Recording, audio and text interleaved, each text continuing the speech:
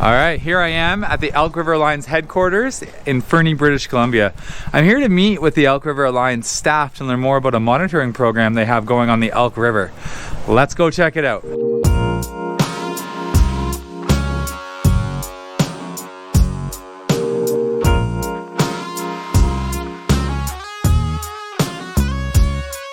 We just parked our vehicles.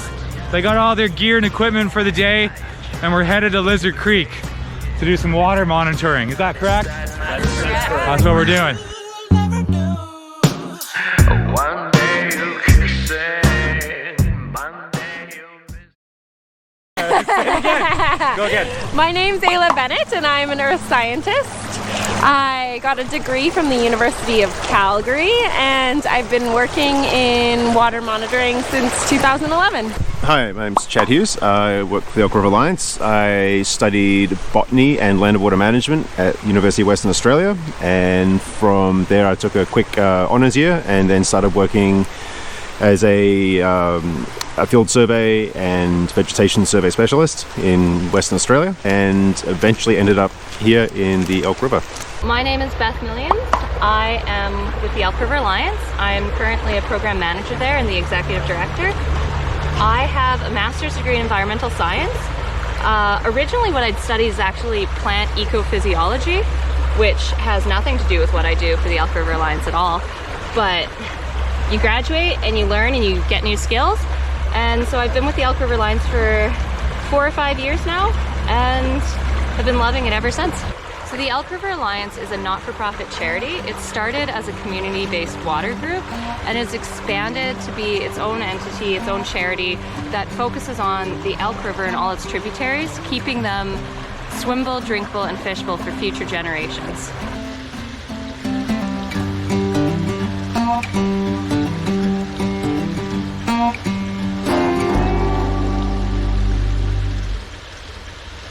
So for this project we're looking at stream temperatures in tributaries of the Elk River, and ideally what we're going to do is have enough data to model what's happening to stream temperatures as climate change moves in and changes the stream hydrology regimes. Obviously, as things get warmer, snow is going to melt quicker, we might have more rain, we might have less rain, might have more groundwater, less groundwater influence, and all those things can influence stream temperature. And as temperatures change, it can influence how that affects west slope cutthroat trout, which are incredibly important to the valley for economic purposes as well as just general biodiversity. They're an important part of the river. Okay, Chad, you want to come show me this river dance you do? Sure, so this is actually called kick netting, but we call it the stream bed shuffle.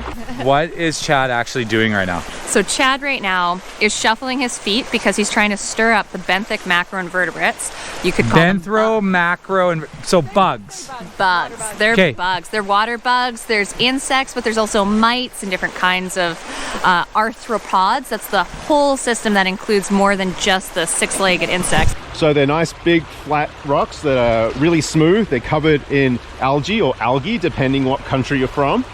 And it's really easy to slip over when you're just walking, much less trying to shuffle back and forth across them. So Who says algae? I've never said algae before. who says algae?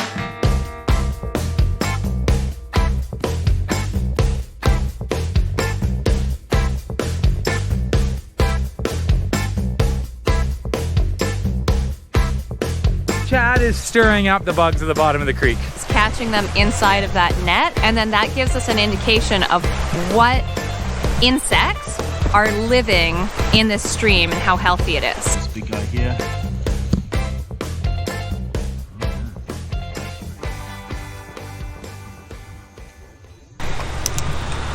A couple more creepy crawlies. You can see they're just crawling out of here like crazy.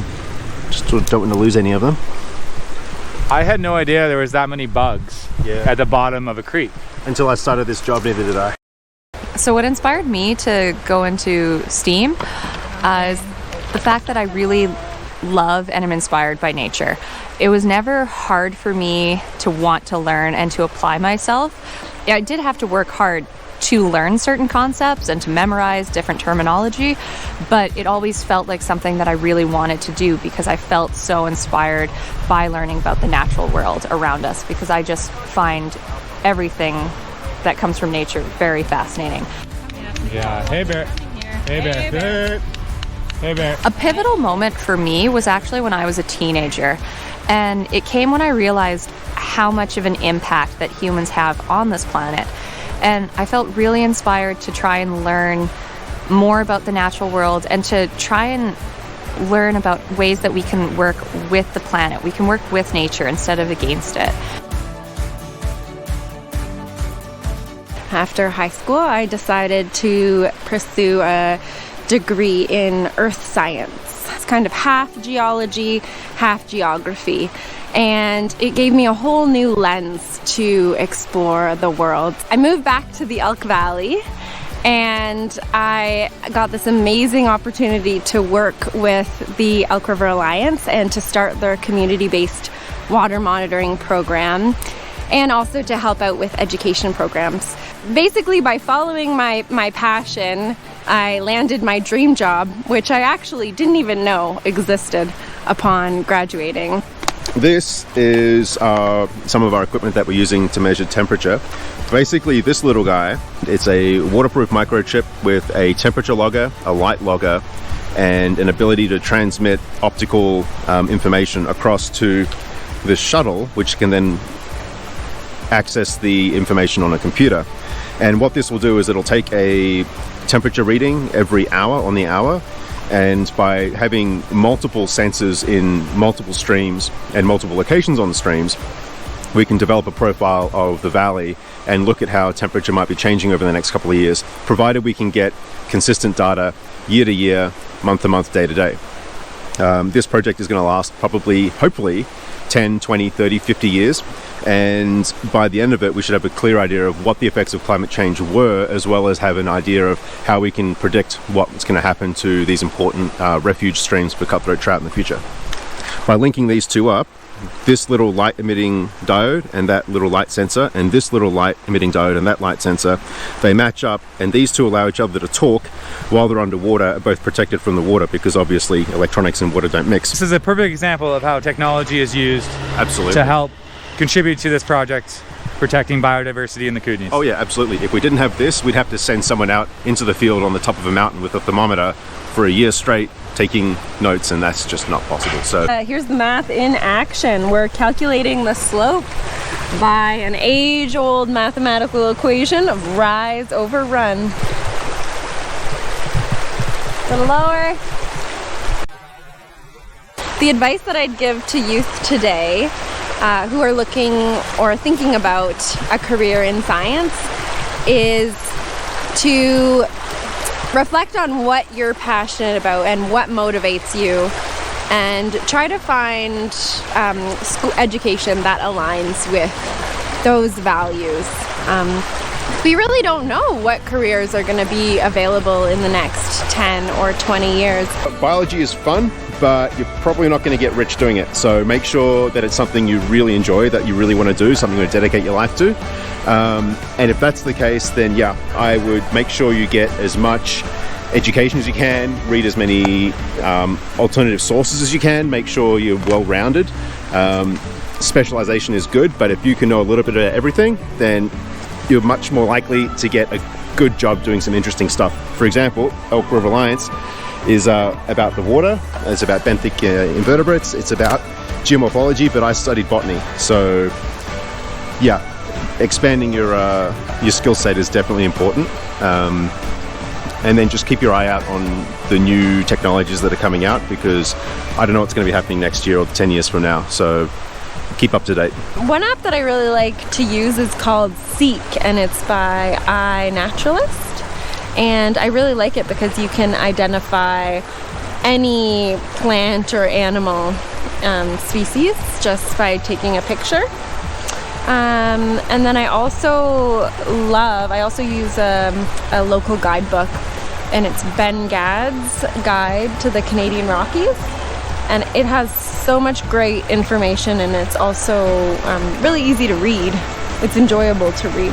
And then if you want some fiction, Ben Gadd also wrote a book called Raven's End, which I would highly recommend. If you'd like to learn more about the Elk River Alliance, you can visit us on our website. It's www.elkriveralliance.ca. You can also follow us. We're on Facebook and also on the gram. So please come check us out. If you're interested in also volunteering, you can send us a message at info@elkriveralliance.ca. We are happy to answer. We don't always get to our emails right away because often we're out in the field doing stuff like this, but we will get back to you within a week.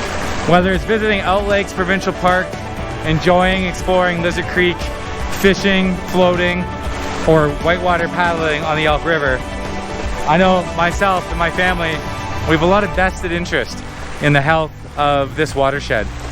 It makes sense, and it's neat to learn that as the water gets warmer, as the earth warms up and the creeks and streams and rivers warm up, it's very likely going to affect the fish habitat, and here specifically the cutthroat trout. I'm very grateful that there's people out there a lot smarter than I am doing important work to protect our local waterways. I want to give a shout out to the Kootenay Association of Science and Technology and their youth program GLOWS for inviting me to host another episode of BiodiversiTV. To learn more about their programs for youth, visit www.cast.com/GLOWS.